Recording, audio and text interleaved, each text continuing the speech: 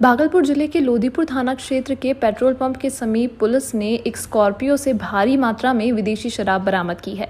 साथ ही एक शराब तस्कर को गिरफ्तार किया है। वहीं पुलिस ने बताया कि गुप्त सूचना मिली थी कि झारखंड से भारी मात्रा में शराब की खेप लाई जा रही है, जिसको गोरारी थाना पुलिस पीछा करते खदेड़कर लोदीपुर थाने की मदद से शराब की खेप को पकड़ लिया गया। साथ ही एक शराब तस्कर को गिरफ्तार किया गया है। गिरफ्तार शराब तस्कर की पहचान मधेपुरा के निवासी अरविंद यादव के पुत्र चीकू कुमार के रूप में हुई है। वहीं गिरफ्तार तस्कर ने बताया कि शराब झारखंड से लेकर मधेपुरा जा रहे थे और जब पुलिस लोदीपुर इलाके में घेर लिया तो ड्राइवर और स्कॉर्पियो गाड़ी का मालिक शिव शंकर भाग गया। सभी की पहचान मधेपुरा के निवासी के रूप में हुई है। वहीं पुलिस ने बताया कि गुप्त सूचना के आधार पर कार्रवाई की गई, जिसको 2 गोरारी थाना अध्यक्ष आशुतोष कुमार और लोदीपुर थाना पुलिस में संयुक्त रूप से कार्रवाई करते हुए स्कॉर्पियो से 750 ml का 165 पीस और 375 ml का 312 पीस कुल 240 लीटर विदेशी शराब बरामद हुई है और अग्रिम कार्यवाही की जा रही है। भागलपुर जिले के रंगरा थाना क्षेत्र में NH 31 पर अर्जुन बीएड कॉलेज के पास ऑटो और पिकअप के बीच टक्कर हो गई। टक्कर में ऑटो चालक और उस पर सवार 6 स्कूली बच्चे घायल हो गए। घायलों का आनन फानन में स्थानीय लोगों ने अनुमंडलीय अस्पताल नवगछिया में भर्ती कराया है। इस दौरान अस्पताल में न तो ड्यूटी डॉक्टर, न एक्सरे टेक्नीशियन, न एम्बुलेंस उपलब्ध थी। इस कारण इलाज में विलंब होने से परिजनों ने अस्पताल में जमकर हंगामा किया। 4 बच्चों की गंभीर स्थिति को देखते हुए डॉक्टरों ने उन्हें भागलपुर मेडिकल कॉलेज रेफर कर दिया। बता दें कि रंगरा में हुए सड़क हादसे में बच्चे के अस्पताल में पहुंचने के 3 से 4 घंटे बीत जाने के बाद एक्सरे का टेक्निकल स्टाफ वहां आया। उसके आने के बाद जब जांच शुरू की गई तो बिजली गायब थी। वहीं जनरेटर था, लेकिन एक्सरे रूम में जनरेटर का कनेक्शन नहीं था। मिली जानकारी के मुताबिक बच्चों से भरे ऑटो का चालक बांस लदे हुए जुगाड़ गाड़ी को ओवरटेक कर रहा था। इसी बीच सामने से पिकअप गाड़ी आ गई और दोनों के बीच टक्कर हो गई। ऑटो का चालक भी घायल है। वहीं ऑटो चालक ने बताया कि हम अपने साइड से आ रहे थे, मेरे साइड में आकर पिकअप ने टक्कर मार दी। पिकअप के ड्राइवर को स्थानीय लोगों ने पकड़कर पुलिस के हवाले कर दिया है। रंगरा पुलिस ने पिकअप को जब्त कर पिकअप चालक के विरुद्ध लापरवाही पूर्वक गाड़ी चलाने के आरोप में प्राथमिकी दर्ज की है। कितने समय तक आप लोग यहाँ तक खड़े थे? बहुत समय तक, कम से कम 3-4 घंटा हम लोग रहे। एक्सरे वाला अभी तक नहीं आया है। उसके बाद जब एक्सरे वाला को खोजने के लिए हम लोग बोले बात कर रहे हैं तो डॉक्टर एक है वहाँ पे, नाम उनका नहीं जान रहे हैं, वो बोल रहा है कि हमसे पूछ के एक्सीडेंट हुआ है। प्राइवेट में सबका एक्सरे हुआ, प्राइवेट गाड़ी से भेजना पड़ा। एम्बुलेंस 1 घंटा बाद आया। एम्बुलेंस की स्थिति क्या सही था? कोई सही नहीं था। यहाँ पे कोई व्यवस्था ही नहीं है। ये अनुमंडल अस्पताल के लायक है ही नहीं। करीब सुबह 8 बजे यहाँ पे एक एक्सीडेंट किए हुए 6 बच्चे और एक बड़े आदमी आए थे, जिसमें 2 का एक हाथ और पैर की हड्डी फ्रैक्चर था और बड़े आदमी को सर में गंभीर चोट था। जो गंभीर अवस्था में थे उनको JLMCH भेज दिया गया और बाकी को यहाँ प्राथमिक चिकित्सा करके उपचार किया जा रहा है। सर, जब यहाँ बच्चे पहुँचे तो उनके परिजन एक्सरे के लिए हंगामा भी कर रहे थे, तो एक्सरे में टेक्नीशियन क्या अभाव था सर? वो उसके कारण कुछ बताएं सर। हाँ, एक्सरे यहाँ PP मोड पर चलता है, प्राइवेट पार्टनरशिप मोड में चलता है और वो उनके टेक्नीशियन जो थे उपस्थित नहीं थे यहाँ पर। उनको सूचित किया जा रहा है, उनको हटाने की हम अपना सूचना दे रहे हैं कि इनको हटा के ऐसे व्यक्ति को भेजिए जो 24 आवर्स यहाँ सेवा दे। टोटल कितने एक्सरे मैन टेक्नीशियन हैं यहाँ सर? एक्सरे टेक्नीशियन 2 है। तो इतनी बड़ी घटना हो गई सर, अभी तक लेट पहुँचे थे सर, बहुत लेट सर। हाँ, वो समय से नहीं पहुँचे थे, जिसके चलते काफ़ी हंगामा झेलना पड़ा। हमारे डॉक्टरों के ऊपर भी काफ़ी भागलपुर जिले के नवगछिया अनुमंडल अंतर्गत गोपालपुर थाने में बुधवार की दोपहर पुलिस मुख्यालय के आदेश के आलोक में नवगछिया के SP सुशांत कुमार सरोज ने गोपालपुर थाने का निरीक्षण किया। निरीक्षण के बाद समीक्षात्मक बैठक की गई, जिसमें पुलिस जिले के सभी सर्कल इंस्पेक्टर सहित कई थाना अध्यक्ष के साथ बैठक हुई। नवगछिया के SP ने बताया कि लंबित कांडों का निष्पादन को लेकर कई दिशा निर्देश दिए गए हैं। सर, गोपालपुर में क्या ऐसा कुछ जांच? देखिए, गोपालपुर में हम 2 उद्देश्य से आए थे। कि पहला पुलिस मुख्यालय के आदेश से एक निरीक्षण का निर्देश था, वो निरीक्षण किया है। उसके अलावा नवगछिया सर्किल का जितने भी थाने हैं, सभी थाना प्रभारी IO और इंस्पेक्टर साहब आए हुए, हम लोग जो लंबित कांड है उसके निष्पादन को लेकर समीक्षा बैठक किया है। सभी IO बच्चों को टारगेट दिया गया है कि इस माह में निम्नलिखित कांडों का जो भी एक्शन कंप्लीट उसका टारगेट दिया कि हर हाल में इस महीने में उसका निष्पादन सुनिश्चित है। तो बेहतर कार्य सर किस थाने में? बेहतर कार्य का मूल्यांकन तब करेंगे जो हमने टारगेट दिया है सभी थाना प्रभारियों का आईओ को। अभी वो अक्षरशः उसमें अनुपालन करते हुए फाइनल फॉर्म सबमिट करते हैं, उस आधार पर उसके बेहतर मूल्यांकन करें। नाथनगर थाना क्षेत्र के चंपानगर के हसनाबाद मोहल्ले में देर रात चोरी के विवाद में दो पक्षों में जमकर मारपीट हुई। वहीं घटना की सूचना पर सिटी एसपी स्वर्ण प्रभात व एएसपी सिटी शुभम आर्य ने नाथनगर थाना पहुंचकर मामले की जानकारी ली। पुलिस ने दोनों पक्षों के बीच थाने में समझौता कराया। मिली जानकारी के मुताबिक एक कंपनी के डिलीवरी बॉय सनी कुमार हसनाबाद के एक कपड़े के व्यापारी के चोरी करते हुए पकड़ा गया। उसके पास से चोरी के कपड़े भी बरामद हुए हैं। इसके बाद लोगों ने उसे जमकर पीट दिया। सनी ने चोरी के सामान को स्लॉटर हाउस मोहल्ले के कपड़ा व्यवसायी को बेचने की बात बताई। वहीं आनन फानन में हसनाबाद मोहल्ले के लोगों ने वहां पहुंचकर मारपीट करना शुरू कर दिया। मारपीट की सारी घटना वहां लगे सीसीटीवी में कैद हो गई। वहीं इस दौरान काफी संख्या में लोगों की भीड़ जमा हो गई। मामले पर सिटी एसपी स्वर्ण प्रभात ने बताया कि डिलीवरी बॉय को गिरफ्तार कर लिया गया है और आगे की कार्रवाई की जा रही है। उसमें चोरी करता हुआ एक लड़का पकड़ा गया था, तो उसी को लेकर ये लोग थाने पे लेके आए थे।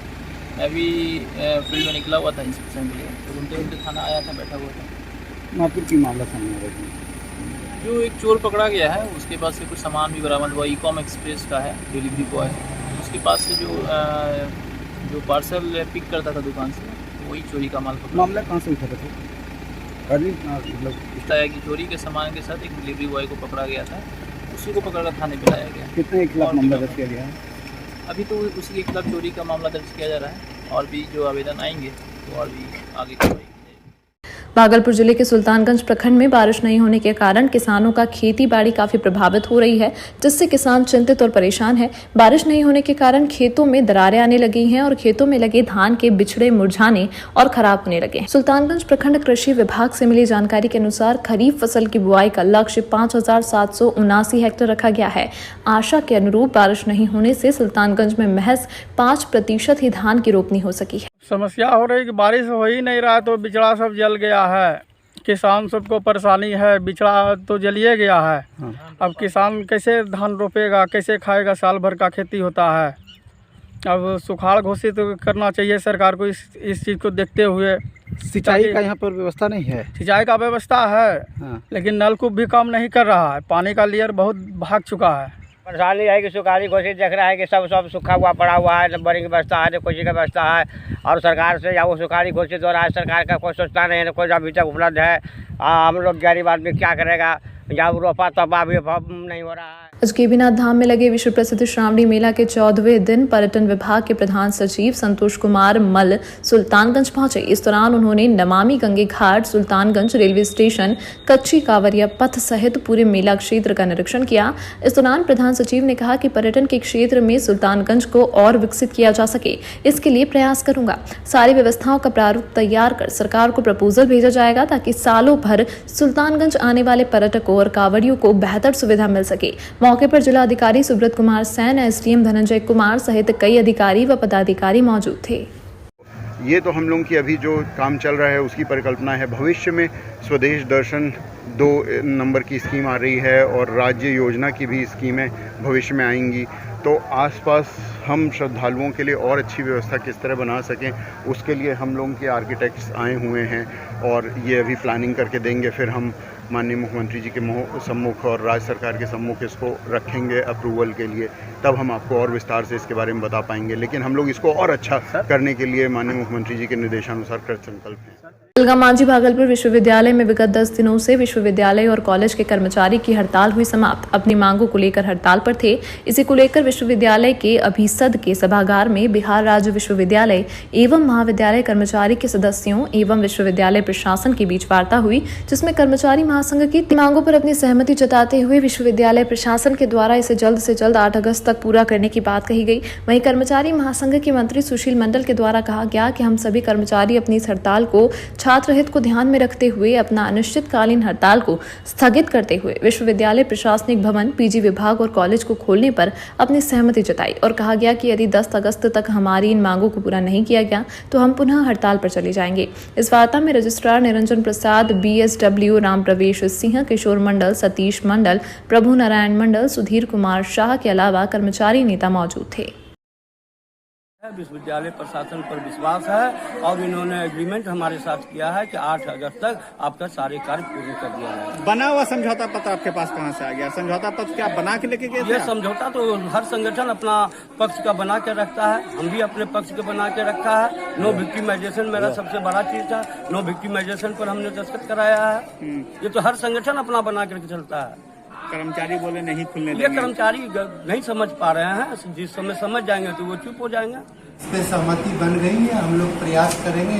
जैसा कि राज्य सरकार का कल्पत्र रहा है, उन्होंने राज्य सरकार ने 11 तक का डेट दिया है, तो प्रयास करेंगे हम लोग 8 अगस्त तक इन लोग का सारी प्रक्रिया हम लोग पूरी कर दें। और टीम पहले से काम कर रही थी और आज से फिर हम लोग इसमें जुट गए हैं।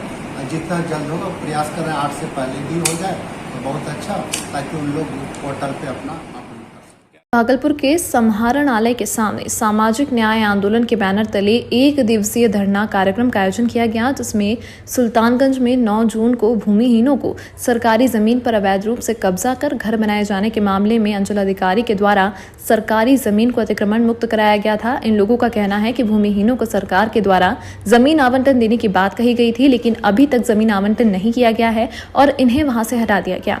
इसका ये लोग विरोध कर रहे हैं। वहीं सुल्तानगंज से अगवानी घाट पुल निर्माण में वार्ड संख्या 8 काशिमपुर के लोगों की जमीन सरकार ने अधिग्रहित की थी, लेकिन उचित मुआवजे की मांग इन लोगों के द्वारा की जा रही है। मांग पूरी नहीं होने पर इन लोगों का कहना है कि श्रावणी मेला के बाद सुल्तानगंज में इसको लेकर आंदोलन किया जाएगा। दो मामला है, एक है कि पुनर्वास की व्यवस्था किए बिना भूमिहीन गरीब आदमी को उजाड़ा गया है 9 जून को, और दूसरा है कि सुल्तानगंज में जो गंगा और अगवानी के घाट के बीच में जो गंगा ब्रिज बन रही है, उसमें वार्ड संख्या नगर परिषद क्षेत्र के वार्ड संख्या 8 का जो ज़मीन अधिग्रहण किया गया है, उनके रैयतों को उनके किस्म के आधार पर उनको उचित मुआवजा नहीं दिया जा रहा है। और ये दोनों मामले में लाठीचार्ज किया गया है और झूठा मुकदमा भी किया गया है। तो दोषियों को सज़ा दिलाने और इसका निष्पक्ष जांच कराने और जो उजाड़े गए भूमिहीन हैं उनको पुनर्वास की व्यवस्था किए जाने तथा जो फर्जी मुकदमा किया गया उसको वापस लेने के मुद्दे पर जो है आज हम लोग जिला पदाधिकारी के समक्ष धरना पर बैठे हैं और उनके माध्यम से हम लोग माननीय मुख्यमंत्री को ज्ञापन देंगे, जिसमें 9 सूत्री मांग है। हम लोग उसकी कॉपी भी आपको देंगे। नहीं अगर मांग पूरी हुई तो क्या करें? तो फिर अभी तो सुल्तानगंज में श्रावणी मेला चालू है, श्रावणी मेला के बाद हम लोग फिर बैठक करके और तब फिर जो है हम लोग निर्णय लेंगे और चरणबद्ध आंदोलन हम लोग शुरू करेंगे।